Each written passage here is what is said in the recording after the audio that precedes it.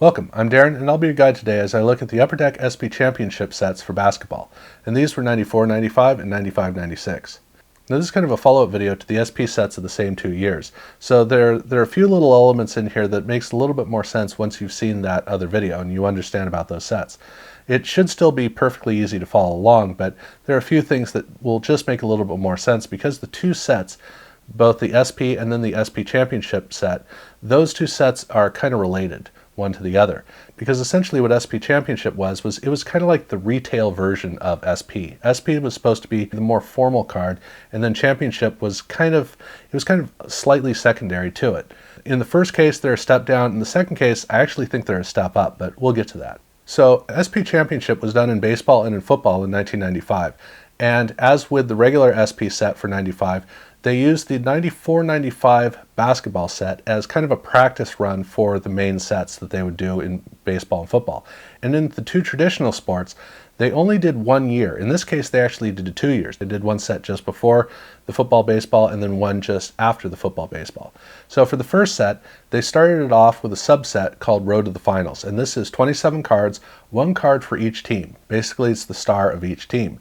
And this is a very busy card. They have some foil and they have some non-foil and they have color and they have a very claustrophobic vertical picture. And it's trying to do a lot of things and nothing really succeeds in this card.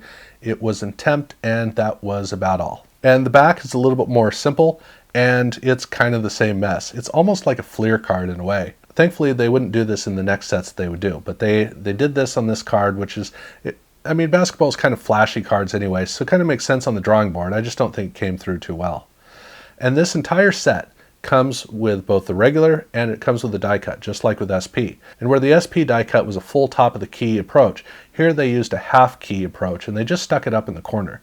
So it doesn't look the same as the regular SP cards. The big problem I have with this is if you happen to do this in binders where you double cards up, it's good when the die cutting is even on both sides, because when you double the cards up, they line up. In this case, it kind of defeats the whole purpose of the die cutting. So that and the anemic quality of the die cutting makes this really feel like a retail version, a downscale version from the main SP cards.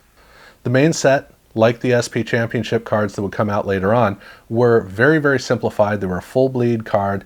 They had just a couple of details. They had the logo, they had the player name, and they had the team in a little plaque, kind of like with baseball, but unlike the one in baseball where they actually had a very rich texture behind the team name in the color foil, here they had it just very flat, and it kind of disappears to an extent. The only reason you really notice it is because they have a line connecting the logo to the team name, and that's about it. Otherwise, the background's too dark to really make these cards work very well, but that's the card front. Now the card backs are a lot better. They're a horizontally oriented design, and they have a picture on one side, they have text on the other, they have some kind of old style font in there, and the way that the combination of all this comes together, it's not bad, it's not great, but it's not bad. I'm okay with this card back. But otherwise this set just really, it lacked any potential for success because they hadn't really thought it through. Basically they needed to try this out, and they tried it, and this is kind of what they ended up with. And then they have 2 insert sets, and they're basically the same insert set, Playoff Heroes and Future Playoff Heroes. In this case, what they did was they took a cardboard cardstock and they used kind of a sandblasted granite approach. If you're familiar with sandblasted granite, you got an idea of what I'm talking about. If not, basically it's a textured surface, and the surface has not quite a smooth surface, but not really a rough surface. It's kind of in between. And that rippled quality of the surface of the card is an interesting concept to go with. It doesn't really look all that great, but it is an interesting idea. And it gets my creativity going, trying to figure out how it might really work. They have some bronze foil on it with the team logo and the set logo, and the player in the middle of the card has a semi-gloss surface. So it's an interesting idea that they came up with. And the card back is actually a really well-developed card back. There are a number of things going on. It's kind of elegant. It's interesting to think about what this might look like on a glossy card, where the gloss might be a little bit overpowering, or if this would really balance out well with it. But in this particular case, with this difficult to work with cardstock, I think that it works pretty well. I think that the cardstock itself hampers the card so much that this makes up for most of that limitation. But overall, I do like the card back. And then these inserts do have the same die cutting, But in this case, they actually changed the semi-gloss of the player on the front to a full gloss. So there is a distinction between the regular card and the die cut in this insert set.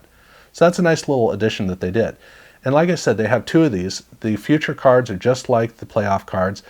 So the only difference other than who the players are is that for all of the playoff cards, they start with P. All the numbers start with P, P1 through P10. And all the future playoff hero cards start off with F, so F1 through F10. So that is what they did for this set. For 95-96, they would go with a much, much, much better design.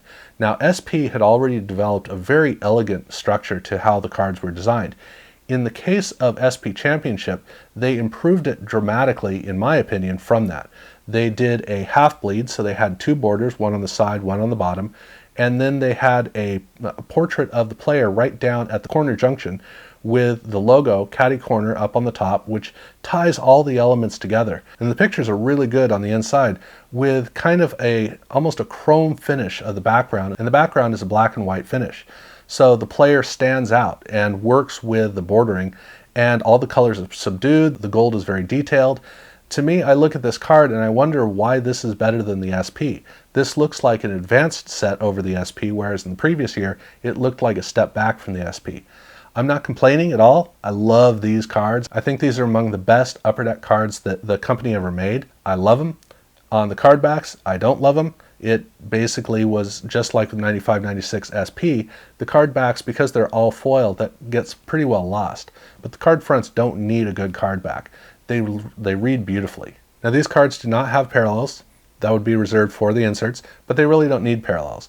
And in both of these years, they don't have rookies distinguished. The rookies are just regular player cards within each of the teams. So the subset for this one is Race to the Playoffs. And this is, again, best player on each team. And this card is really impressive.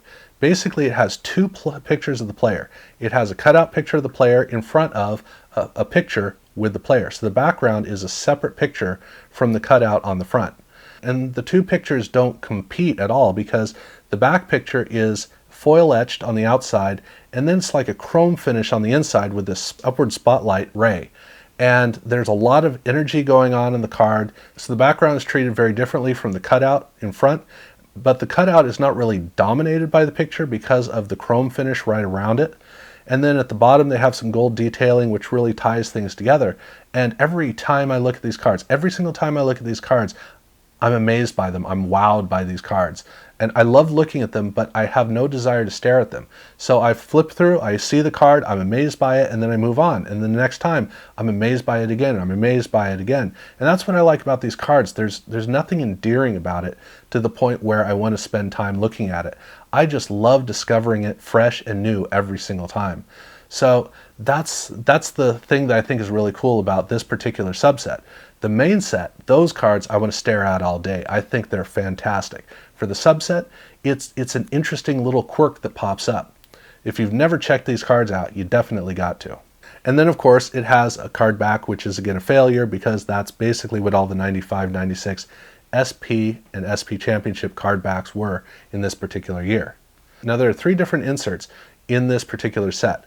One of them is the Michael Jordan set, and the Michael Jordan collection set is basically 24 cards spread out across all of the different Upper Deck brands, and it's broken into 4 cards for each of the releases: Upper Deck 2, Choice, Choice 2, SP, and SP Championship.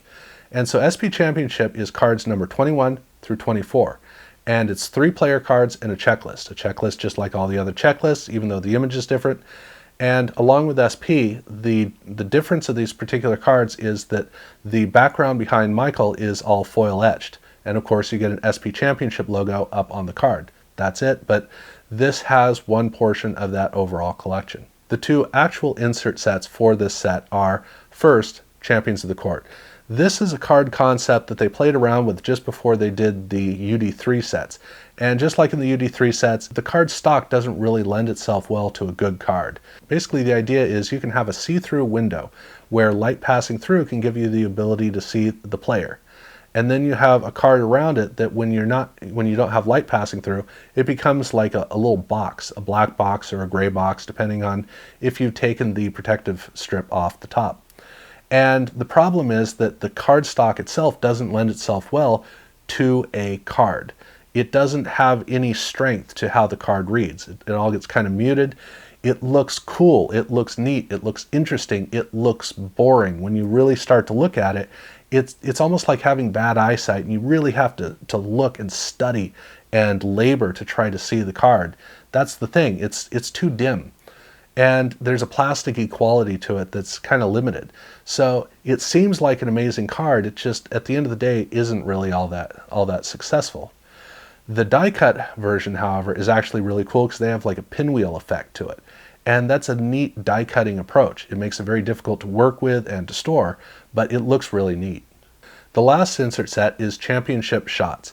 And this is a basic, straightforward, formal card approach. It's a high gloss card. It has a strip of silver foil on the side. It has some sawtooth die cutting right in the middle of the card. It has a lot of contrast, really good portraits.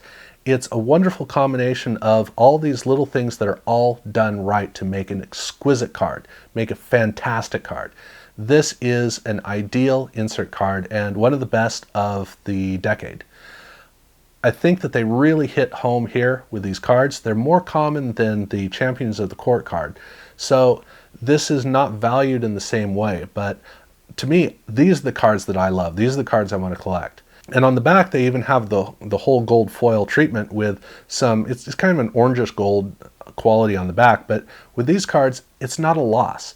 These actually look pretty decent on the back, even with the foil. So these cards, part of the strength of these cards is the fact that they don't get ruined. They carry across the way that an insert set should. And they also come with a gold version, and the gold version just looks that much better.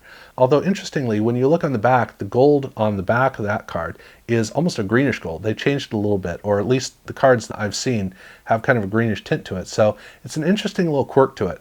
But these are fantastic cards. So the cards in the main set and these cards, to me, are really up at the pinnacle of Upper Deck's card making abilities. So it was a huge improvement over the previous year. But basically, those were the 2 years of SP Championship for basketball. And like I said, they only did one set for baseball, one set for football, two for basketball. So that was a nice little thing that they did here. And it makes it really kind of interesting, especially with this set, because this is truly a one-off set. I wish they'd done more of this, because this is the height for Upper Deck design work, but at least we got one of these sets. And if you haven't checked these cards out, you definitely got to check these ones out for sure. So that's my look at these cards. Let me know in the comments below what your thoughts are on these sets. And if you haven't subscribed to my channel so far, definitely subscribe, ring the bell to be notified, and hit the like button if you like this video. And thank you very much for watching.